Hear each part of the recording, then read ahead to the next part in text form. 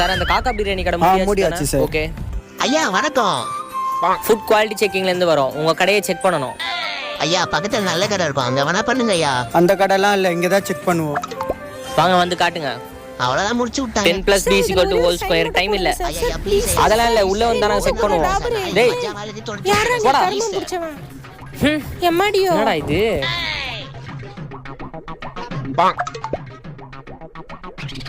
வேணாமினிக்கு வடையில எவ்வளவு பெரிய ஓட்டை பாருங்க, நோட் பண்ணுங்க. 8.2 அங்குலம் வடை, முக்காவாசி ஓட்டை. Okay sir. தம்பி என்னப்பா வடையில ஓட்டை இருக்கு? காட்டு. இனிமே வடையே இருக்கு. மெதுவா புரிச்சிட்டு இருக்காங்க.